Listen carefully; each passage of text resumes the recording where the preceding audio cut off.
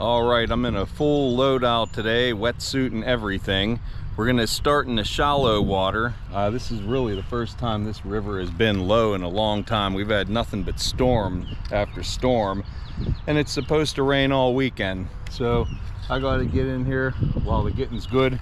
We'll start in that shallow area over there looking for marbles, and then perhaps move on to some deeper water and see if we can find some bottles. And if not, I'm always having fun trying. Not even 20 feet into the river, and this looks like it might be an old, perhaps a beer, a large aqua beer. I could just grab this with my hand.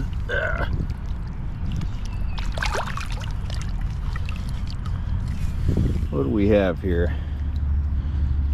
Henry Green. This is a beer. Henry Green, Akron O, embossed. I got to be careful about draining the water all the way out of these. I put them in my pouch here, and then one time I had a really good milk. It had 5 cents embossed on it. When was the last time milk was 5 cents? Because I dumped all the water out while I was swimming around in the river, it floated out of the pouch, and then I never saw it again. Here's a bottle on this little center island, or sandbar, gravel bar. I hate when they do that. I was just thinking to myself, there's not a whole lot of marbles here. Somebody probably was here and got them, but you know what? You could never get them all. Look at this. That looks like a shooter. Let's go under and grab this.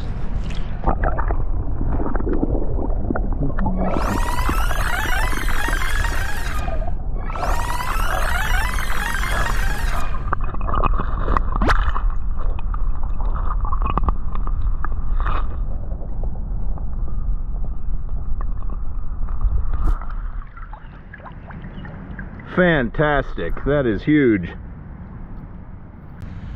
Find a lot of fishing poles in the Cuyahoga. It's like a cork handle, maybe not. That's the one that got away. What am I looking for when I'm river searching? Anything that isn't a natural color and anything that isn't a natural shape.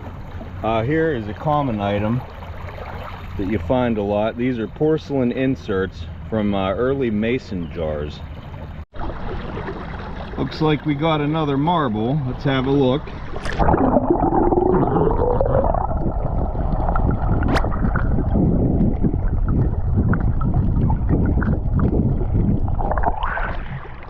I guess they didn't get them all.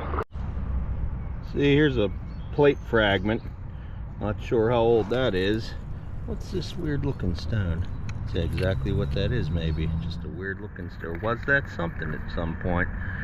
The world may never know. I think I have about 200 pairs of shades doing this. Wonder what kind these are.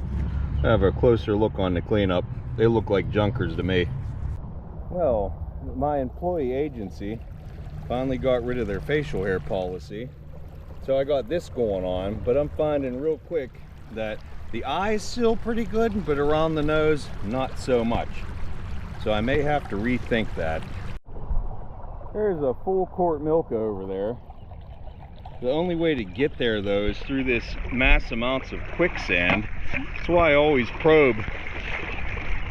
It's very soft. You would sink in here and never be able to get out.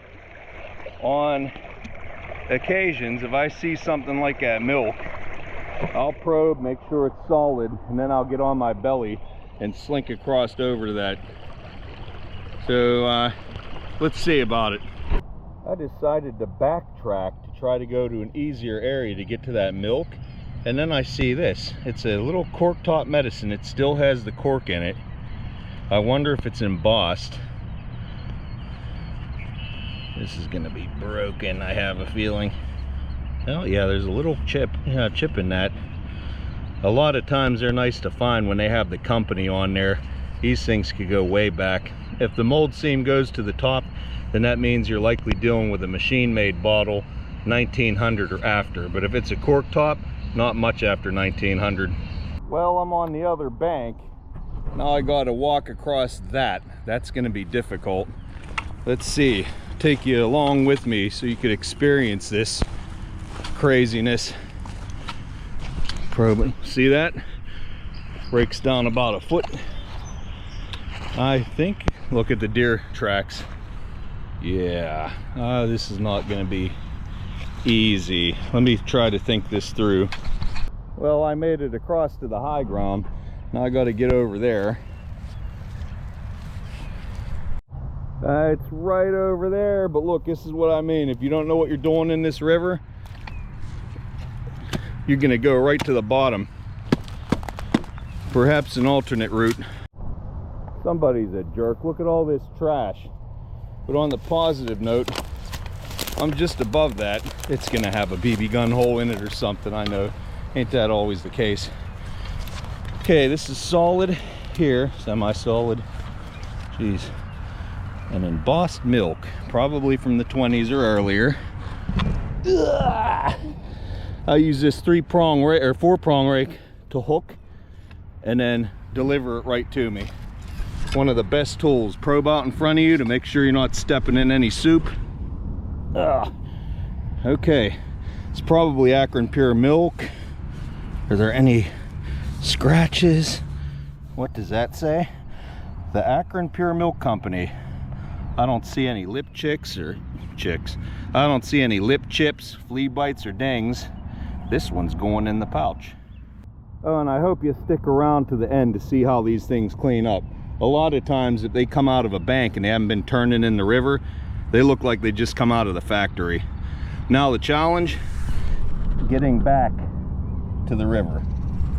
Another piece of interesting garbage that you find frequently are these old metal brass lipstick tubes. Sometimes you could pull information off them, maybe 20s or 30s, even 40s, or maybe later. You like playing I Spy when you were a kid?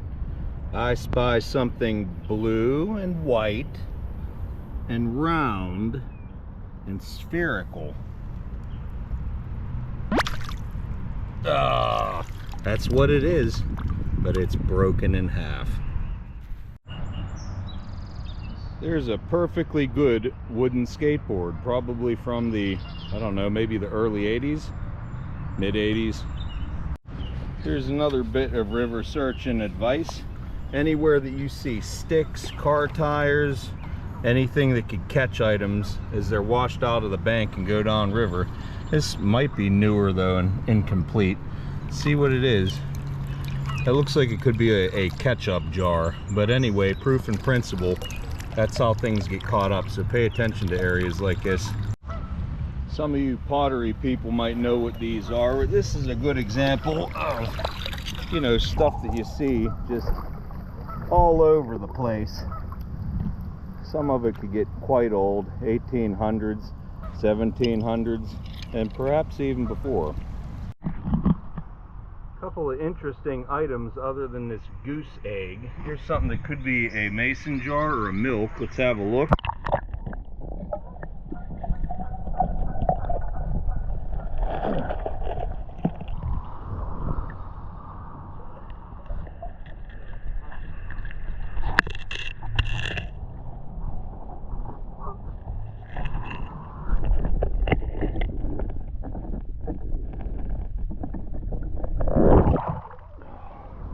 My goodness, that is a cream top milk. I don't see, oh, here's some embossing on it. Akron Pure Milk. So it's a cream top. When they have that flared out top, I'm just astonished that this doesn't have any cracks in it. That's going in the pouch. And then we'll look at the, there's a whiskey here. I doubt it's embossed, some other things, but we'll check it out.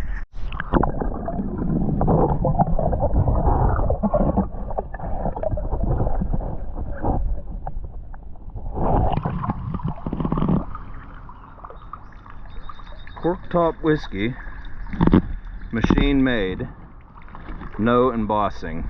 Fairly common. Maybe I'll take this one. Alright, what's this?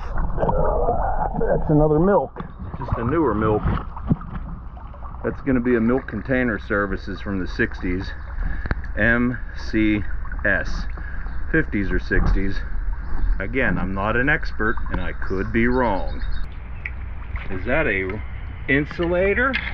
An aqua insulator? Let's have a look here. Feels a little light. Looks like it's sheared in half. Ugh. That's like an older one, number 12. Some of these are 1800s. The date would have been on this side.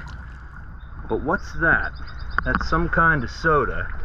This is where I don't have to crawl on my hands and knees because I got the rake here.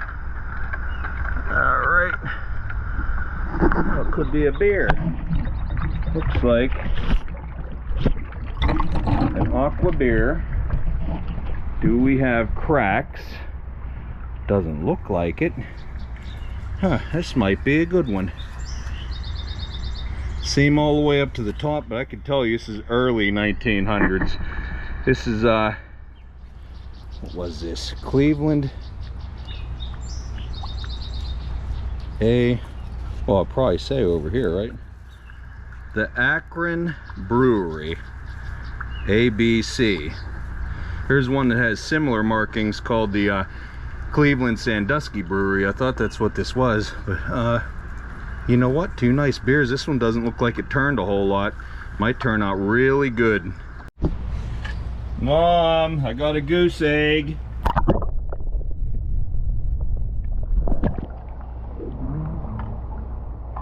Ooh, look at this.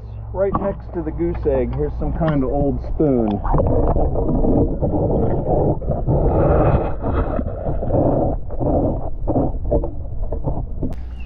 On occasion you find these things and they're made out of silver. That has happened in the past. Uh-oh, I hope that wasn't your egg. It was like that when I got here. Could it be a porcelain sign?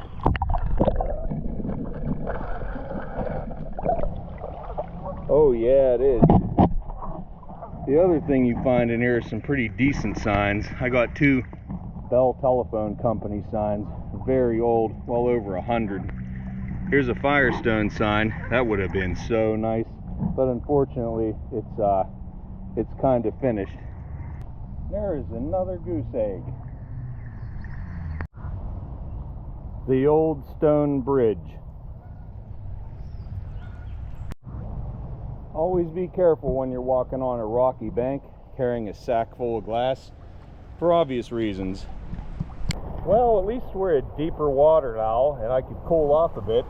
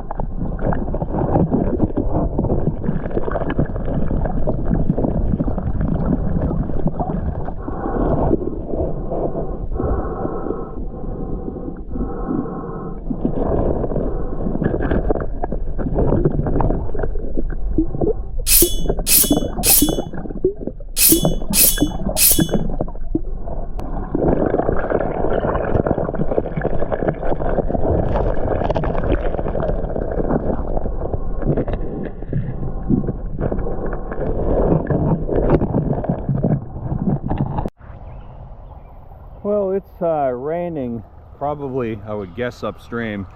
Water's getting a little cloudy, and I know it's not raining that much here. It almost seems like the river's getting a little bit higher. I am weighed down to the max. I'm loaded out with gear and bottles.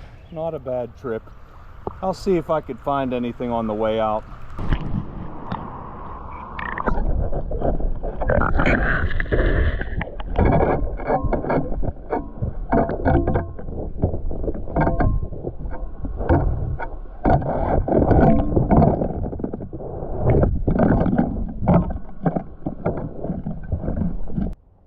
This is unique. The design on this milk glass, usually they're plain Pond's milk glass. I think I'll research that one. Getting eaten by mosquitoes, but what the heck is this? That's a something dairy. Ugh. Pop. Okay, what kind of dairy are you?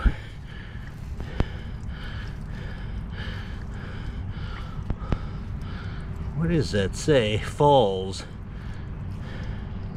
Dairy?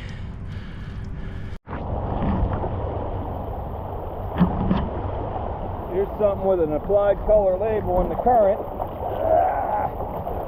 And it's broken. Thirsty or not, don't drink this water.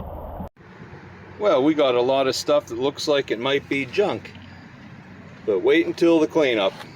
I just wanted to say, if this is something that you guys want to do and you want to get a wetsuit to get into the deeper water, the 5mm that I got, and this was my first one, way too warm for spring and definitely going into summer. This is suitable for like 49-degree water temperature when it was back in November and stuff. So right now it's the only wetsuit I got, but yeah, if you want to get a wetsuit for the, the summertime, probably 2mm would be better. So all right, let's go back and do the cleanup.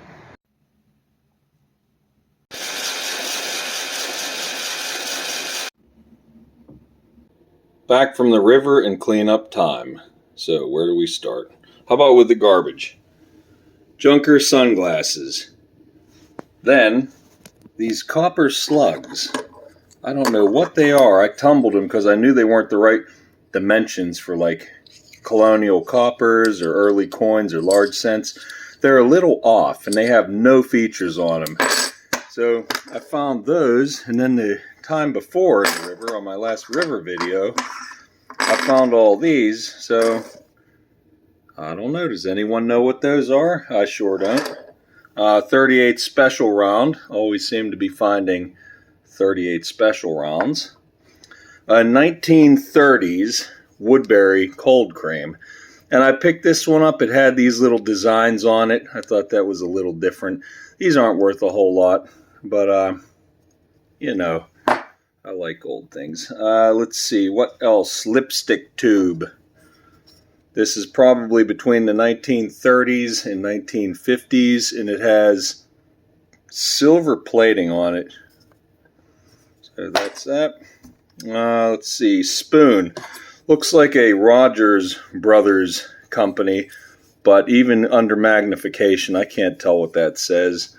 But it does look like it is silver plated, perhaps. Then pennies in the bedrock. Okay, 1 wheat cent. And before all the numismatists are gonna probably freak out that I tumbled these in a rock tumbler, I look at the dates. I look for key dates and try to identify what I'm dealing with. I clean them up so on the video everyone could get a better look at it. This has basically no value at all. Now, if I find a colonial coin or a large cent or something else, of course I'm going to use a toothpick and do all the things. But I ask you, if you're going to have something graded, condition is everything. If they nitpick on luster, and if you're moving the coin, does the light shine a certain way? And this is nothing. It's worth absolutely nothing. Other than, look, there's an old coin. So, there it is. What else? And I don't know if I said 1942. An interesting piece of painted glass. There's a lot of glass fragments. This one looked a little different, If anyone knows what the styling is that, what do they call it, uranium glass, maybe? Or I don't know. But that was interesting, so I picked it up. This little dog tag, and it says Bandit, and it was real cruddy when I picked it up, but it came out pretty good, and it does have a name and an address and a phone number, but the phone number is before area codes, so it's got a little age in it. I should look the guy up and see if he remembers that. I'm sure he does if he's around. What else? Marbles. Okay, I think this is a real special marble for me because I usually don't find the really big ones. I think this might be a Marble King. It measures at 1 inch. Now, you would think I'm a marble expert because I'm constantly finding all kinds of marbles in the river. And I did say I would try to figure it out. Here's a marble identification book by Robert Block. And I've been looking through this. There's so many little minor differences and stuff. I don't know if I'll ever quite figure it out. So if you guys know, let me know. But I think that's a Marble King 1 inch.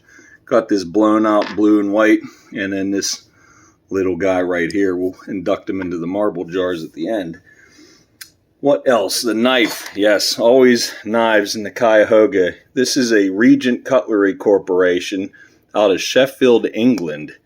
It does say, let me see here, stainless steel on it. Forever sharp stainless steel. So I know stainless steel was created in 1913. So this is after 1913. And that's all I could say about it. I couldn't really find it. The exact match on the internet. We got that knife there. And let's see, Akron Brewing Company. Yep. Akron Brewing Company is from 1903 to 1919. I thought this might be an older bottle because the mold seam doesn't go all the way up to the top. It kind of stops here. But when you're talking machine-made bottles starting in 1900 where you have the mold seam going all the way to the top, we do have to remember that not everybody transitioned to the newer methods, and some that have the older type mold seams were made after 1900. But Akron Brewing Company, I love this bottle. It has this is a bubble that goes all the way up. It's real crude, has a nice thick mold seam. And what was this? I think, what did it have on it? Looking for the code. There it is, RGB Co. And that's Rhodes Glass Bottling Company, at least on some of the research I made. And this would appear to have started in 1913, so that's probably a good guess to around it when this was. Nice embossing on here, the Akron Brewing Company, Akron O. So moving along, let's see. Oh yeah, worth mentioning. This is a crown top, and this is a crown top. Crown top bottles didn't come about until 1892. So there's another reference point that you could use when you're trying to date a bottle, if it does have a crown top. What else? Cork top medicine. Okay, nothing special. I thought this was crack, but it wasn't. It was just some of the scum that looked like a crack. And yeah, I seem to frequently find them with the cork still in them. Anyone's guess. It had paper label on it. This is machine made after 1900. And let's see. Here we go. 1900 machine made whiskey bottle. Same situation. Mold seam going all the way up to the top. Nice little whiskey flask there. And then this other beer. This is a Henry Green Akron O beer bottle. And this one on the bottom, if I can turn it around, it's that same company. They used two different embossings. In this instance, it says RG and with the and symbol, B Co. So again, that is going to be Rhodes Glass Bottling, at least from my research. And probably around 1913. The mold seam doesn't go up to the top, so they were using that older production method. This isn't a bad bottle. Some people tumble these. I'm sure if I tumbled it, it would look as good as new. There's no cracks or anything. But you're looking for thick mold seams and bubbles in glass and that sort of thing. Generally indicate a more primitive manufacturing method. And let's see what else about that. This was identified to be made in Massillon, Ohio. Here are some older examples before they spelled out Henry grain. This is H. grain, and it was in Kent. So when you start to get varieties of the bottle with the same company, then you could see, what came first, what's the history. Well, I could tell they used H. grain before they put Henry on it, because this is definitely 1800s. By the markings on here, I think these are 1880s, and this stops right about here with the mold. It's not a crown top. This is a very clean example. Where are we at? Usually, yeah, here we go. C & Co. And C & Co. is for Cunningham's and Company out of Pittsburgh, PA. 1880s. And when you're on it, you're on it. On that same trip, I had found 2 of these. A lot of times you find similar bottles together. These are just amazing examples. Glad to have them in my collection. But getting back to what we found today, there's that newer example of a Henry grain, 1913 or a little thereafter. Akron Pure Milk Company, cream top. This really made my day. Cream tops I don't find all that often, and this one is a very old one, almost 100. Missed it by a little bit, and if I could show you and zero in on it, this actually says cream top, date, code, where is it? Patent. If I could read that, that says patent March 3rd, 1925. That's pretty cool. So this is from 1925.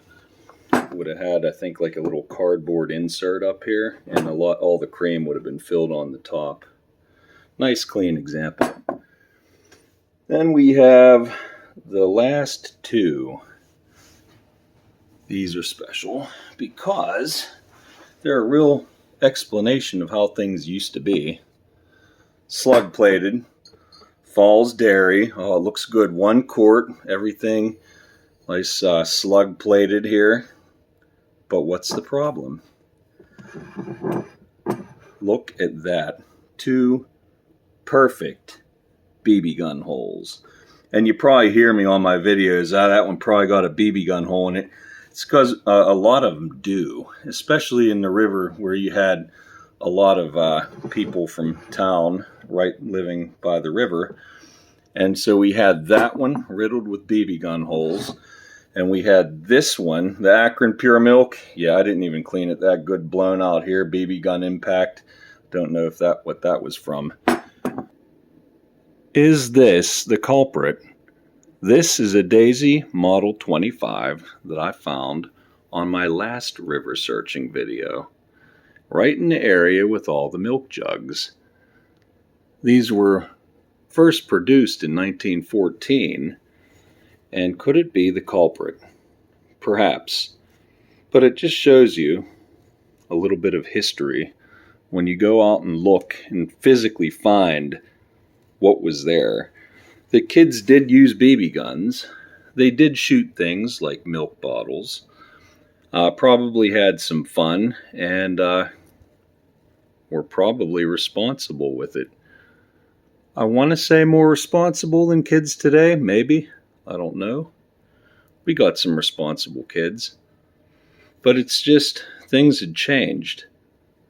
If you pick up a yearbook from the 20s, 40s, 60s, even 70s, maybe even the 80s, you would find a lot of high schools had rifle teams where kids were taught marksmanship and how to be responsible. So, my conclusion is, guns were always part of our society. I think something else is a factor. Something else might have changed. But